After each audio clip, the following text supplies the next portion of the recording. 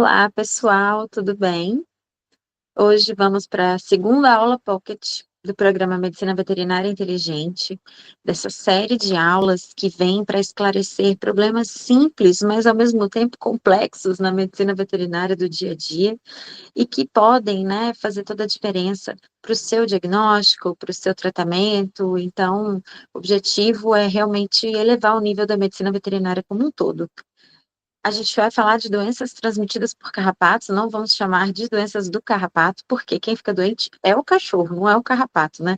Mas o carrapato, ele pode albergar os agentes e acabar transmitindo para o cão. Bom, eu escolhi algumas doenças, é óbvio que bem regionalizado, pensando aqui no Brasil e na nossa realidade. Se fosse em outro país do mundo, talvez eu tivesse incluído coisas, retirado coisas, né? Talvez não, com toda certeza. Então, vamos entender essa aula como uma aula a nível Brasil. Mas quando a gente fala de doenças infecciosas, e essas doenças que eu vou apresentar aqui são doenças infecciosas, a gente precisa saber olhá-las como um, com um olhar particular mesmo, né? A gente tem que entender que existe uma agressão, existe uma resposta imunológica, e existem métodos para a gente poder diagnosticar essa doença, a depender do comportamento orgânico dela, comportamento do agente, comportamento do sistema imunológico do hospedeiro. Se a gente não olhar com esse olhar, com esse cuidado, a gente vai escolher testes diagnósticos de forma automática, sem pensar sobre. E isso é muito perigoso. Eu estou preparando aqui uma aula também que eu vou postar aqui no canal sobre os testes diagnósticos, os princípios dos testes, esclarecer algumas dúvidas que eu vejo que se repetem bastante. Mas vamos acompanhar hoje aqui essa parte das doenças transmitidas por carrapatos em cães, que já tem bastante informação. Vamos nessa? Bom, a gente vai falar de quais são as doenças, como elas se apresentam, como fazer para diferenciar, como fazer o diagnóstico e como tratar. Bom, quem são as top 3 no Brasil? Ehrlichia canis, Anaplasma platis e Babesia sp. Por que eu botei sp? Porque a gente tem a Babesia canis, a Babesia bigemina, e a gente tem várias espécies de Babesia. E cada vez mais a gente tem melhorado as nossas formas de diagnóstico e entendido que há clínicas diferentes, né, para cada tipo de Babesia, para cada espécie de Babesia, mas também tem coisas que são comuns. O clássico aqui é a babesiose hemotrópica, a babesiose que vai causar uma doença hemolítica, uma doença febril, o animal ele vai entrar numa anemia grave, ele pode ficar ictérico, e isso tudo é o mais comum. Mas a gente também tem doenças bastante diferentes disso, né? A gente tem as lesões em órgãos, principalmente, elas podem vir em decorrência do processo hemolítico, mas elas podem ser por colonização mesmo do agente naquelas vísceras. Então, há um agravante, um agravamento, a depender da espécie, isso é mais comum ou menos comum, certo? Aqui na imagem tem uma mórula de Ehrlichia. A Ehrlichia coloniza monócitos ou macrófagos, que na verdade o macrófago é o monócito que não está na circulação, está no tecido, né? Que a gente fala que ele está digievoluído, porque o monócito ele não tem exatamente uma função específica na circulação. Ele está ali como um sentinela. A partir do momento que há uma demanda, ele migra para o tecido. E nos tecidos já existem macrófagos residentes, então ali a gente já tem essa realidade acontecendo, mas os monócitos que migram vão se diferenciar em macrófagos e nessa diferenciação se comunicam com os macrófagos que já existiam ali. Muitos deles modificados, muitos deles já específicos daqueles tecidos. Exemplo das células de Kupfer do fígado. Anaplasma platis, um organismo que coloniza plaquetas, então por isso coloquei ali imagem de plaquetas com mórulas, e Babesia colonizando na babesiose hemotrópica, né, clássica, a gente vai ver aí dentro de uma hemácia. Olha já como tem diferença entre essas doenças. Isso significa que a gente vai ter clínica diferente, que a gente pode ter achados laboratoriais diferentes. Vamos lá. Quem transmite? Então, os agentes transmissores, basicamente quem transmite é o ripséfalos sanguíneos, mas, eventualmente, nós podemos ter transmissão de Anaplasma platis também pelo amblioma cagenense. Mas a gente tem muito mais infestação por ripséfalos do que por amblioma. A não ser cachorro de roça, né? E aí a gente acaba tendo essa confusão, sim. Como a gente não colocou nos top 3, mas existe, a gente não pode esquecer da febre maculosa. Febre maculosa é também uma rickettsia, assim como anaplasma e erlíquia, só que é uma rickettsia transmitida por amblioma, preferencialmente, e que também é zoonótica, acaba, né, sendo transmitida para outros animais e para seres humanos. Grave, muito grave. Confunde com dengue e pode matar. Como que essas doenças, então, elas se apresentam? Aí agora a gente vai falar dos achados clínicos e laboratoriais. A erlíquia, ela, em geral, ela cursa com processos hemorrágicos de menor ou maior magnitude. O que seria um processo hemorrágico de menor magnitude? Petequia, uma urina com sangue apenas, uma coisa assim pontual. A gente pode ter fezes com estrias de sangue, e aí aquele cuidado da gente não fazer super diagnóstico de giardia. Ah, fez um cocôzinho com sangue, um pouquinho ali de muco e deu uma estria de sangue, vamos tratar para giardia. Gente, queimar cartucho à toa. E queimar também, né, a classe. Nós não somos treinados para isso, para sermos repetidores de protocolos. Ah, assim, ao olhar apenas um sinal clínico, a gente tem que olhar o contexto inteiro. E aí, às vezes, a giardia, ela é tratada, assim, com tanta frequência, se a gente for ver os trabalhos, a frequência de diagnósticos, ela não é tão alta. Ah, mas a dificuldade de diagnosticar giardia. Sim, mas existe muito mais animal sendo tratado do que animal que tem, de fato, o parasito. Então, vamos ficar atentos com isso, tá? Hemorragias de menor magnitude devem chamar atenção, especialmente nos animais que têm vínculo epidemiológico, aqueles que pegaram carrapato, que estiveram em ambientes infestados, ou mesmo quando você não encontra nenhum outro motivo para aquele animal estar sangrando naquele sítio. Investigou tudo, não está achando nada, né? Vamos investigar aí uma possível erliquiose, que nem sempre, gente, vai estar associada àquela trombocitopenia clássica que a gente vai encontrar, tá? Que a gente suspeita dela. Bom, a trombocitopenia, ela é um achado muito comum. Ela é o achado mais comum da erliquiose, mas ela não é patognomônica de erliquiose. Ela não está presente em todos os animais com erlíquia. Por quê? Porque às vezes eles estão numa fase oligossintomática em que a trombocitopenia, ela não é tamanha, pode estar bem próximo dos valores de referência. Assim como animais com outras doenças podem ter trombocitopenia e não ter erlíquia. Então, a gente tem uma relação direta entre hemorragias e trombocitopenia, que ocorre por consumo. Lá no início eu falei que as células que são parasitadas pela erlíquia, que ela faz mórula dentro, são monócitos e macrófagos. Então, o que tem a ver a plaqueta? Quando o monócito ele está infectado, ele está com uma mórula de erlíquia dentro, ele sinaliza para o sistema imunológico, olha, tem uma coisa errada comigo. E ele fica mais lento, ele fica disfuncional. E até mesmo a erlíquia induz algumas dessas disfunções. Então, ele começa a ficar rolando pelo endotélio, meio marginalizado, bem marginalizado, e ele fica podendo fazer com que a erlíquia, ela, inclusive, ela passe de forma segura para a célula endotelial e possa depois colonizar outro monócito. Olha que loucura. A erlíquia, ela realmente tem estratégias que são muito espertas, muito inteligentes. Então, a vasculite ocorre porque esse monócito ele está ali sinalizando para o endotélio está recebendo esse monócito rolando, está todo mundo expressando ali receptores de superfície, resíduos de carboidratos para poder se ligar e conseguir ter essa comunicação, que as células do sistema imunológico funcionam assim, e isso gera inflamação. Gerando inflamação, vasculite, está falando de vaso sanguíneo, e aí quando tem vasculite, começa a ter ruptura, né? Começa a ter dano endotelial. E as plaquetas, mais do que rapidamente, vão ali para tentar tamponar. Por quê? O vaso sanguíneo não é para ficar chorando um sangue para o meio extravascular.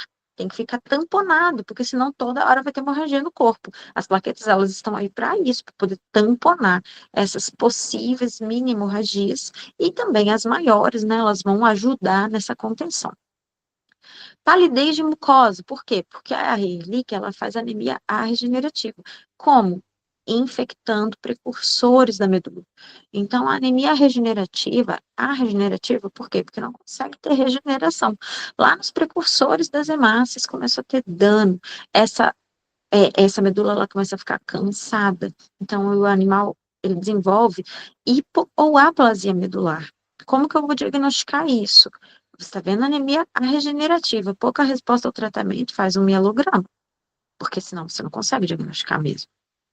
Infecções oportunistas, por quê? Porque são bactérias que alteram leucócitos. Então, eu estou lá com macrófagos disfuncionais, monócitos disfuncionais. Isso acaba atrapalhando a sinalização dentro do sistema imunológico.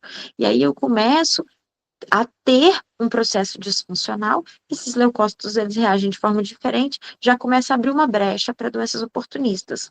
Claro que quando eu começo a desenvolver hipoplasia ou aplasia medular, eu posso ter todas as linhagens afetadas. E aí eu posso ter uma pancitopenia.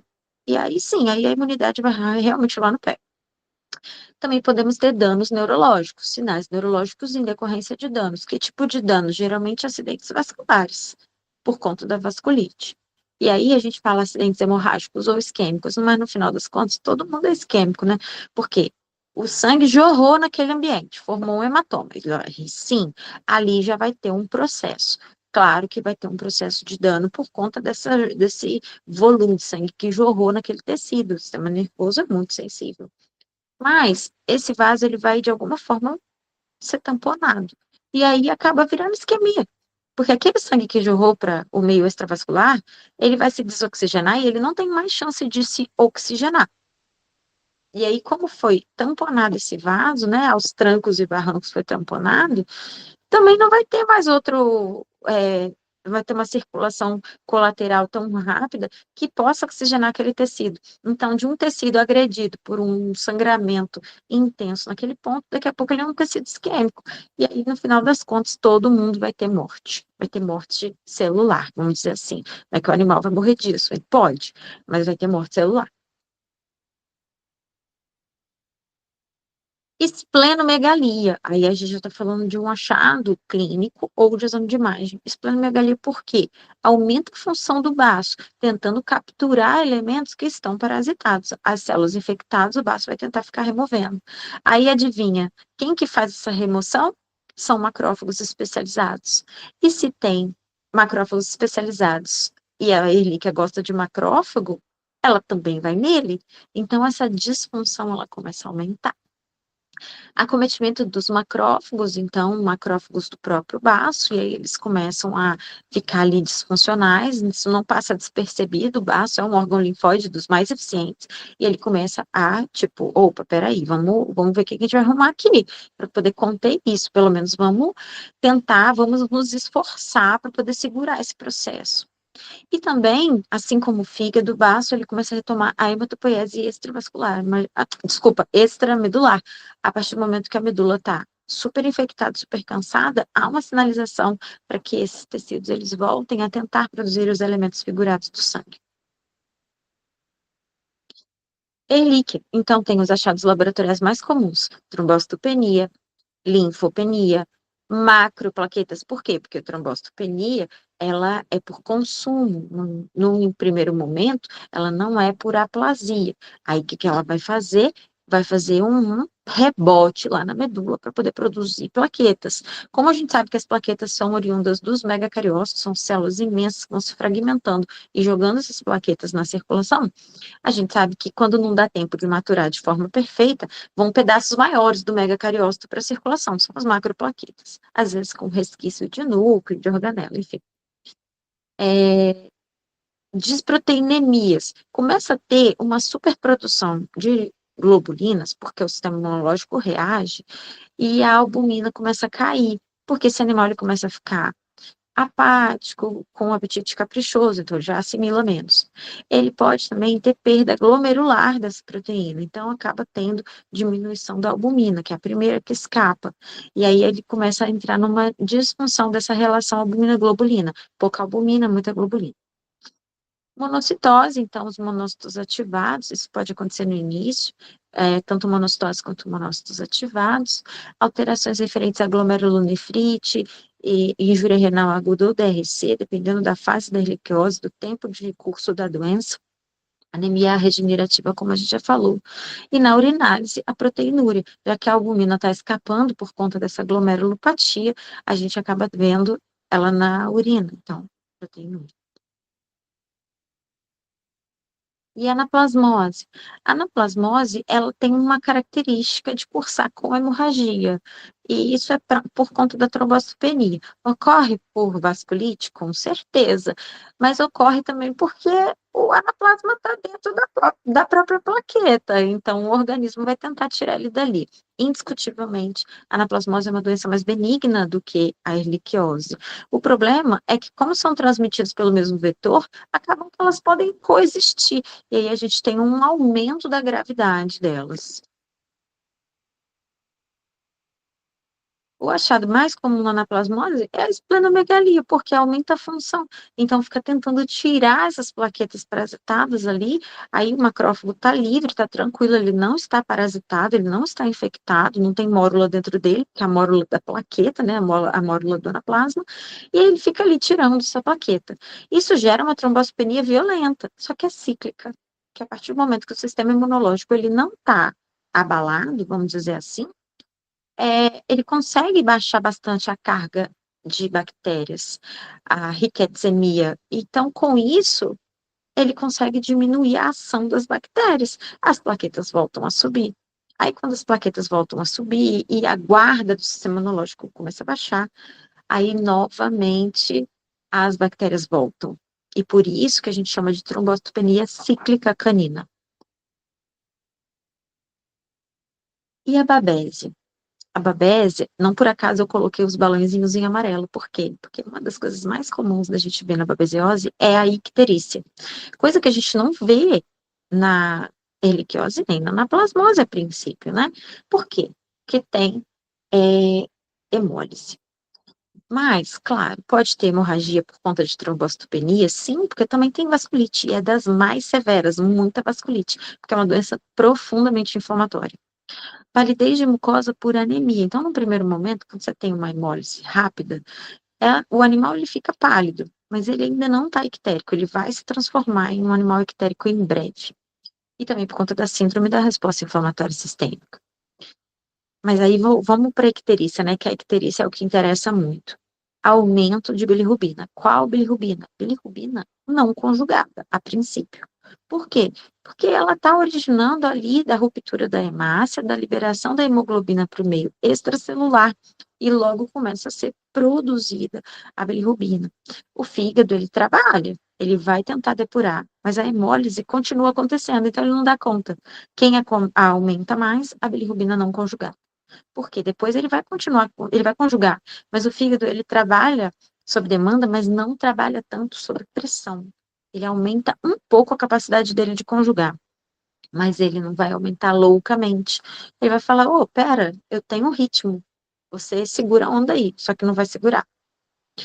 Sinais de ira gravíssimos. A ira da babesiose é super comum e grave, porque eu começo a ter a glomerulopatia, sim, então eu tenho proteinúria, a própria bilirrubina, a hemoglobina livre são agressoras para os túbulos renais. A gente vai ter a própria anemia, diminuindo a oxigenação do tecido renal. Claro, eu tenho pouca hemácia íntegra, tem pouca hemácia transportando oxigênio, aí começa só a sobrecarregar, porque o rim trabalha com muita demanda de oxigênio e nutrientes. E daí vai só escalando, né? A proteinúria vai levando a mais dano tubular. Então, a ira é muito comum.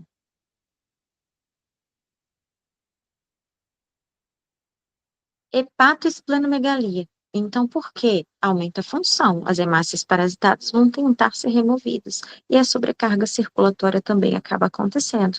Então, o baço, ele acaba segurando ali um volume de sangue, porque começa, né, essa coisa de remover, com essa coisa de retirar os elementos dali, com essa coisa de uma circulação lenta intra-órgão, por conta, né, dessa dessa capacidade aí dele remover os elementos. Quanto mais lento passar, mais fácil de remover, então ele vai ficando cada vez mais engurgitado. É muita hemácia, né? Se a gente for pensar, a quantidade de hemácias, quando a gente faz o esfregaço sanguíneo, predomina em relação às outras células.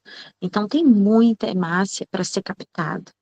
E quando não consegue captar tudo, a gente não consegue captar todas as hemácias que estão parasitadas, a bactéria, na verdade, no caso aí o protozoário, né, que é a babese, vai ganhando a briga.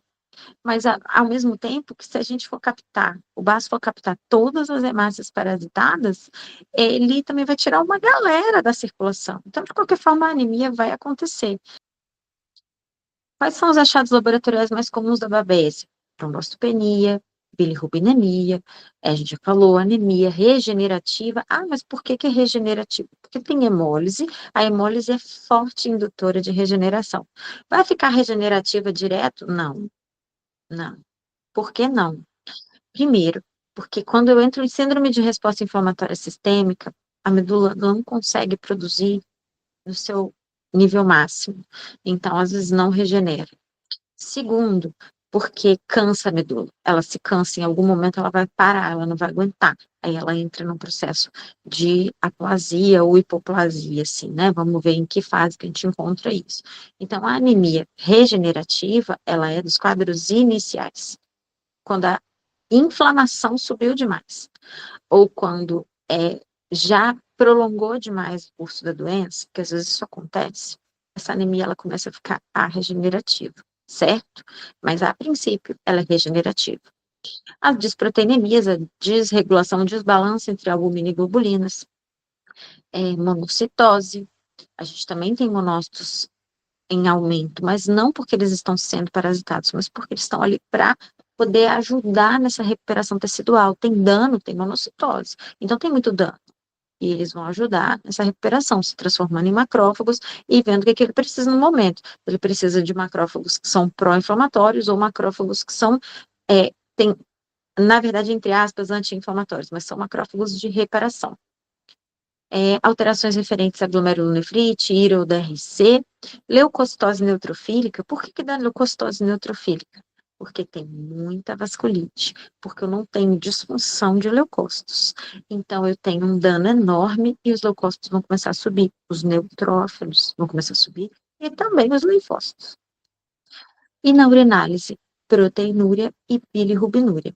Ah, mas a bilirrubina que aparece, ela não é só a bilirrubina, né, que é uma bilirrubina conjugada, desculpa, não é só a bilirrubina conjugada que aparece quando a gente faz urinálise. Sim, ela vai aparecer, porque tem bastante conjugação, mas tem um limiar, né?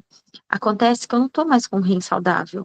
Esse glomérulo, quando ele é atacado, né, quando tem depósito de imunocomplexos nele, ele inflama, as fenestras do capilar glomerular, elas aumentam, e a seletividade dessa barreira glomerular, ela é reduzida. Então, escapa coisa que não ia escapar. Por que que a bilirrubina não conjugada, ela não escaparia em situações normais? Porque a albumina é grande para passar pela fenestra de um capilar saudável, de um capilar glomerular saudável. Mas se ele não tiver mais saudável, ela escapa. E quem está ali de mão dada com a bilirrubina não conjugada? A albumina. A gente acha que a bilirrubina não conjugada está dando mal para nada, né? Não tá acompanhada de ninguém, mas ela tá, da albumina. Só que a albumina, ela segura numa barreira glomerular sadia, e nesse caso não vai estar mais sadia, ela pode ir embora sim. E aí imagina, já tem um pigmento agressor para os túbulos renais e mais a albumina, que também pode ser agressora, tanto formando cilindro entupindo tudo, quanto também tentando ser removida e jogando para o interstício, que vai gerar inflamação intersticial. Por isso da ira, né, gente? Começa a ficar muito ruim para o rim.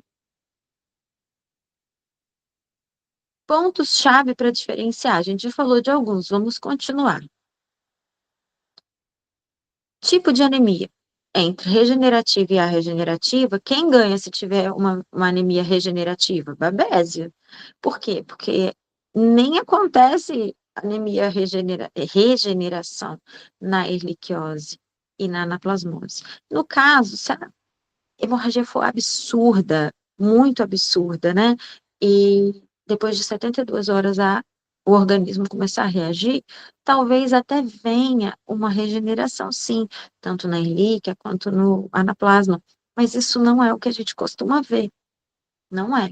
Uma hemorragia tão profusa a ponto de gerar regeneração, porque como que você vai ter estímulo medular? Baixa de oxigênio. Começa a liberar eritropoetina e começa a ter estímulo medular para conseguir dar conta de melhorar essa oxigenação tecidual. Se a hemorragia for de pequena magnitude, não vai gerar isso. Então, por isso que a maioria das vezes é de pequena magnitude, a gente não vê regeneração na erliquiose, na anaplasmose. Já na babesiose, sim, porque tem hemólise, além da hipóxia, além da baixa saturação de oxigênio tecidual, tem o próprio escape da hemoglobina e a bilirrubina presente no meio extracelular. Isso são indutores para que a medula possa voltar a produzir, possa produzir com mais rapidez as hemácias. Então, a regeneração na babesiose é muito mais franca. Presença ou não de icterícia. Erliquia anaplasma sozinhas não fazem icterícia, babésia faz.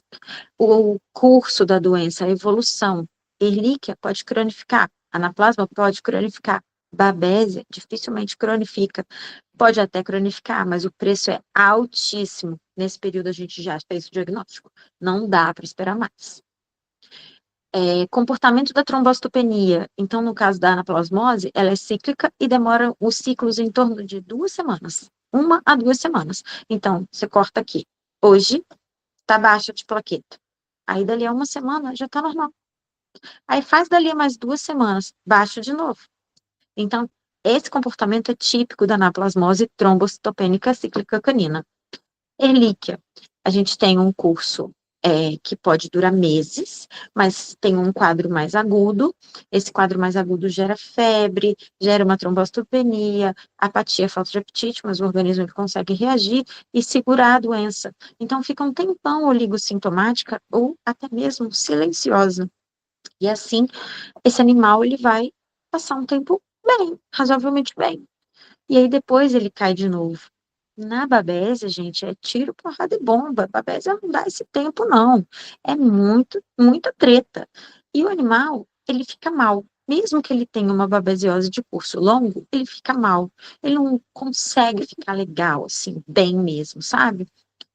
E quando eu vejo diarreia, eu já peguei diarreia em todas essas doenças. Sim, porque você tem vasculite. O órgão que está sofrendo com a vasculite, ele vai manifestar clinicamente. E o intestino, ele é muito assim, né? Quando ele está sofrendo com vasculite, tem hipóxia ali, pode ter mini hemorragias localmente, ele acaba aumentando o peristaltismo, e aí dá diarreia mesmo, tá? Então, todos os órgãos podem sofrer com a vasculite. A gente está falando que o cérebro pode sofrer, que dirá o intestino. Presença ou não de leucocitose. Geralmente na erliquiose, na anaplasmose, a gente não tem leucocitose, mas na babesiose a gente tem muita leucocitose. Por quê? Rompeu a hemácia, os leucócitos sobem. A vasculite é violentíssima, os leucócitos sobem. E eu não tenho motivos, a princípio, para pensar numa aplasia medular, uma pancitopenia, né? Aplasia da série branca. Como diagnosticar? Erlíquia. Vamos pensar no esfregaço? Vamos pensar, porque eu, por exemplo, eu sou a louca da citologia, então eu pego uma pontinha de orelha e faço de todo mundo. Todo mundo. Se é gato, para ver micoplasma, se é cachorro, para ver erlíquia na plasma é o que for, eu vou fazer. Então, o esfregaço, ele sempre está ali, principalmente se o animal estiver num quadro agudo febril. Os POC testes, que são os testes rápidos, existem aqueles que são de 1 ou 2 agentes, e tem aquele clássico, né, de 4 agentes. Pensando aí na Ehrlichia anaplasma, os testes, eles não procuram antígenos, os testes, os POC testes, eles procuram anticorpos. Se procuram anticorpos, a gente precisa muito ter cuidado com a resposta desse teste, porque a gente tem que saber qual é a pergunta que a gente está fazendo. Então, você está buscando saber se esse animal, com todos os sinais clássicos, que nunca fez um teste para Ehrlichia ou para anaplasma, se ele pode ter mais chances de ter Ehrlichia anaplasma, faz o teste rápido, viu que está positivo, ele tem clínica compatível, não tem risco de ser um anticorpo antigo, né, de outro quadro, ou pode até ser, mas é menos risco. Ah, beleza, vamos tratar. Fora isso, a gente não pode depositar todas as nossas esperanças num POC teste. POC teste significa Point of Care, é de teste rápido. E sorologia? Sorologia, você tem a oportunidade de avaliar esses anticorpos de uma forma um pouco mais precisa. Você pode fazer tanto qualitativa, sim ou não, tem ou não tem, quanto quantitativa, que é o desejável, né? Aí você tem os scores. Scores de sorologia, score sorológico muito alto significa que diluindo várias vezes aquela amostra, você ainda consegue continuar achando anticorpos. Então, significa que tem anticorpo pra caramba. Você acha que o organismo vai ficar produzindo anticorpo gratuitamente por um estímulo que não está mais lá? Ou que não está lá? Não, então esse é o princípio. Você está buscando anticorpos, quanto mais anticorpos, maiores são os indícios de que o agente está lá. E a PCR? E a PCR, ela vai nos mostrar se tem material genético do agente naquela amostra. Lembrando que todas têm pontos positivos e negativos, todas têm seus fatores limitantes. Na aula de testes diagnósticos, a gente vai levantar bastante esses processos, né, esses problemas, e vamos buscar as soluções. Uma coisa importantíssima de se falar em relação à PCR é que, começando o tratamento, 12 horas depois, você já não tem mais resultado positivo de PCR, mesmo que o animal tenha Ehrlichia, tenha anaplasma. Aí a gente acaba tendo falsos negativos por termos ansiedade, começarmos o tratamento antes da hora. Anaplasma, mesma coisa, esfregaço, POC teste, sorologia e PCR. Mesma coisa que a Ehrlichia. Qual escolher? Depende. O animal está grave, chegou no plantão, você precisa de uma tomada de decisão rápida. A princípio, não é um animal que possa ter, né, é, memória, anticorpo de memória, já fez Ehrlichia outras vezes, já fez anaplasma outras vezes, você testa rápido. Agora, tem oportunidade de testar com PCR antes de começar a tratar? Começa, trata, desculpa, testa, porque a partir do momento que você tratar, você acaba tendo dificuldade depois de fazer essa PCR. Isso não significa que o agente vai ser resolvido, tá? Ainda tem isso. Muitas das vezes a gente só vai conseguir uma PCR positiva se a gente fizer uma punção de medula ou de baço. Aí já começa a aumentar a invasividade. E, poxa, você vai fazer uma punção de medula, beleza. Tem que ter a expertise e tal, já é um mielograma, já é um teste um pouco mais caro do que um hemograma, já adiciona aí, né, a questão da PCR, que você ainda vai ter que enviar, são várias coisas. E se for uma punção esplênica, pensa, esse animal está fazendo porque ele está suspeitando de Ehrlichia, ele deve estar com a plaqueta baixa. O risco de hemorragia é alto. Então, a gente acaba tendo limitações. E vamos tentar lidar com aquilo que a gente pode, com o mínimo de invasividade. Babese, a gente pode fazer esfregaço, inclusive eu acredito que seja mais fácil. Eu tenho, assim, essa impressão de que é mais fácil achar babese do que achar Ehrlichia na plasma. Por quê? Porque tem muito mais hemácia do que tem as células, né? Ou os elementos que são parasitados por Ehrlichia e por anaplasma. Babese parasita hemácia, então tem muita hemácia, é muita chance de achar babese dentro da hemácia. Fora que não confunde muito, né? Porque hemácia não tem organela e tal, não é granular. Aí você vê lá uns trem dentro da hemácia, você vai ter que saber que ali ou pode ser corpúsculo, ou pode ser inclusão de babésia, ou pode ser coisas, né, que estão relacionadas ao processo regenerativo. Ou seja, aprenda a ler mastologia que você vai ganhar muito.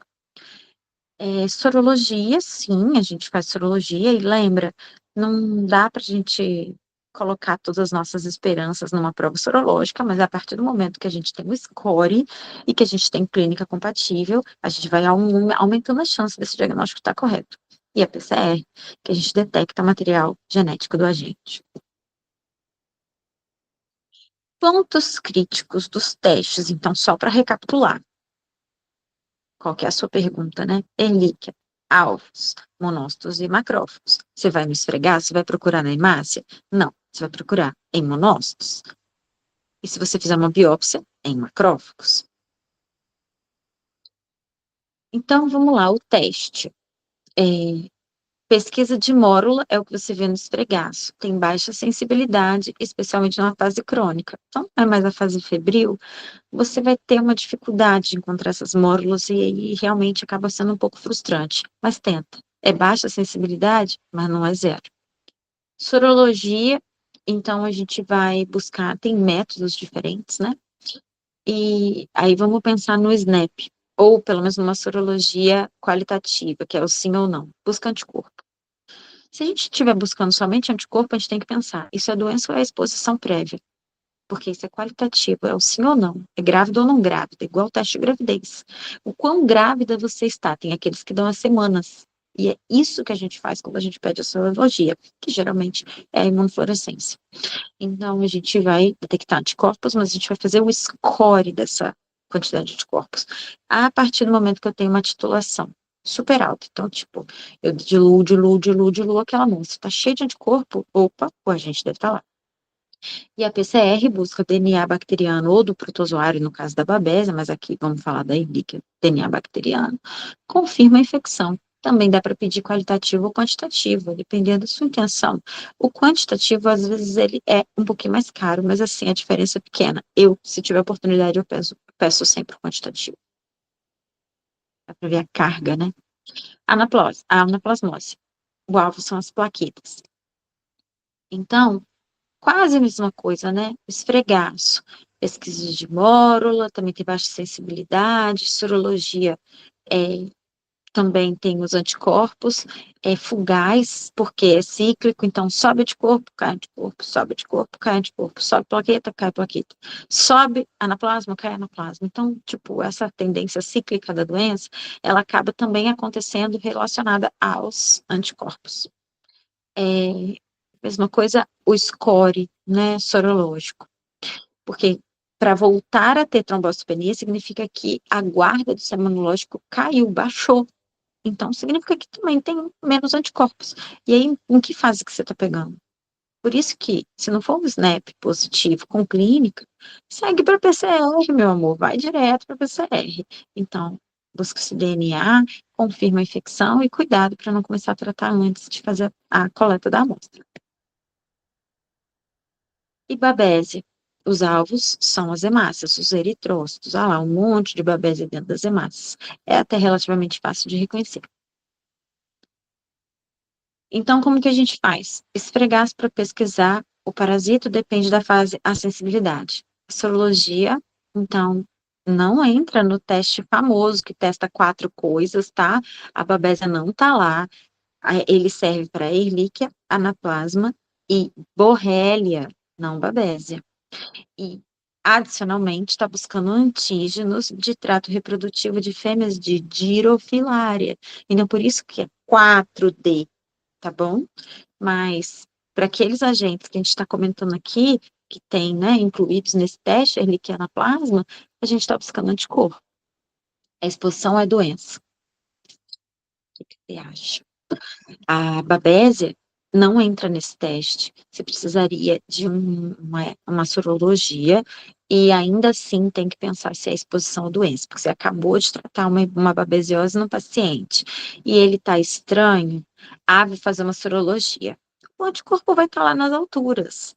Por que está estranho? Porque, pô, ele teve muito dano. Provavelmente ele se tornou um animal insuficiente renal, ele tem aí um déficit de diversas coisas no organismo dele, porque ele passou um tempo se alimentando mega mal. O organismo dele entrou num estresse oxidativo sinistro. Então, ele precisa de reposição, ele precisa de acompanhamento, ele precisa de ser tratado agora como um doente renal crônico, se for o caso. O fato é que não adianta mais fazer sorologia. Você acabou de testar, acabou de tratar, vai fazer sorologia, vai estar alta ainda. E não necessariamente é a babésia que cronificou, a babésia que está lá ainda. Pode ser os danos relacionados à babésia que estão causando isso. Mesma coisa fazer quando se faz uma sorologia quantitativa, né? E a PCR é super importante, acho que é válido demais, principalmente quando você está pensando em reinfecções ou infecções que não foram adequadamente resolvidas. Então, a PCR, ela é importantíssima. Como tratar? Ehrlichia é doxy, anaplasma é doxy, e babésia, imidocarb. Esses são tratamentos de eleição. Tudo que varia disso é um pouco viagem. Ai, mas eu não estou tendo resposta. Então, você vai ter que pensar em combinações. Mas eu não tenho condição de usar doxy nesse animal. Ele tem uma super gastrite, uma super esofagite. Eu não estou conseguindo fazer com doxy. Vamos tratar o que precisa ser tratado para que você possa entrar com a doxy, ou vamos escolher. um outro fármaco da mesma família que possa ser feito por outra via. Difícil pra caramba, tá? Tratamento de escolha doxy mesmo. Ah, mas eu já vi um trabalho falando de tratar com imisol. Só em fase aguda, a princípio, e não é suficiente. A maioria faz também doxy. Ah, mas eu já vi um trabalho fazendo doxy para babese. Já viu zerar a babese com doxy? Eu nunca vi. Então, vamos lá, né? Continuamos com essa mesma pegada. Doxy para as riquetas e imisol para babese. Imisol não é para ser feito a rodo, não, tá? A revelia, não. Tem que ter cuidado, critério para fazer, porque tem efeitos adversos para caramba. Dox também. Qualquer antimicrobiano, gente, a gente tem que fazer com cuidado. Mas aqui a gente tem vários pontos críticos que merecem ser ressaltados, mas isso é um assunto para aula de terapêutica. Aí aqui, ó, tá falando sobre os tratamentos de erliquiose, na erliquiose monocítica canina, esse trabalho, né, um trabalho de 2019, mostrando que o tratamento de escolha, sim, segue sendo a doxiciclina, que é o de primeira linha, porém, dá para a gente entrar com a minociclina ou a rifampicina, tratamento de segunda linha, quando eu tenho baixa resposta a esse tratamento. Aumenta custo, rifampicina, principalmente, aumenta a toxicidade, então, a gente continua tendo como primeira escolha a doxy, e sempre que não for possível fazer doxy, desce uma lágrima, porque é difícil tratar dos outros jeitos. Minociclina não, mas rifampicina sim. Terapia coadjuvante. Antiparasitário, óbvio, carrapato que transmite, você vai ficar deixando o carrapato continuar picando seu cachorro, para ele poder continuar sendo, né, alvo dessas doenças infecciosas, ou mesmo para que um carrapato que pegou nele e que já se infectou, desculpa, passe para outro cachorro, a doença que está matando, está acabando com seu cachorro. Não, então antiparasitário, vamos matar esses carrapatos, e isso tem que ser constante. É porque os antiparasitários não têm sido feitos de forma adequada que a gente acaba tendo muita doença do carrapato. Produtores hepáticos, especialmente quando a gente está tratando com doxy. Por quê? Metabolização hepática. Corticoterapia. Tem muita vasculite, tem muita inflamação? Corticoide. Ah, mas vai diminuir a resposta imunológica. A resposta imunológica está dando conta do processo infeccioso? Não. Então, deixa ela ser diminuída um pouquinho. Porque, na verdade, a gente vai estar fazendo dose anti-inflamatória. Isso pode fazer diferença entre vida e morte. Ah, mas e se ele tiver em ira? Se ele tiver em ira, a gente vai evitar mais um pouco. Mas às vezes ele está em ira e está tão inflamado que ele precisa de um desinflamação. Então a gente tem que aprender também a hora de usar, tá? A corticoterapia é protocolo em diversos tratamentos para doenças infecciosas. E aqui a gente pode utilizar a menor dose possível, pelo menor tempo possível, certo? Mas pode fazer diferença. Eu entro em todos? Não, não entro em todos, só para deixar claro. Ácido tranexâmico, que é o transamin, para ajudar a aumentar as plaquetas, né, para ajudar a controlar esses processos aí de consumo. Transfusão de sangue, quando a coisa fugiu do controle, não tem muito o que fazer. Transfunde. Mas se você transfundir e não tratar a doença de base, o sangue que chegar vai ser consumido muito rápido. E assim, vai se perder. Ou seja, tem que fazer a transfusão já com tratamento em curso de preferência. E o manejo seguro da febre e da dor. O que seria um manejo seguro? Fármacos que não vão aumentar a hemorragia, que não vão atrapalhar mais ainda as plaquetas a funcionarem, porque já sobraram poucas, né? Tem muito consumo, muita demanda. Então, cuidado com isso, ok? Por isso, a gente tem que partir do princípio que precisamos do diagnóstico seguro, precisamos saber o que a gente pergunta em cada teste para a gente poder entender as respostas e propor os melhores tratamentos. Isso é o papel do clínico, é o papel do bom clínico, e eu estou aqui para te ajudar a ser um deles. Muito obrigada.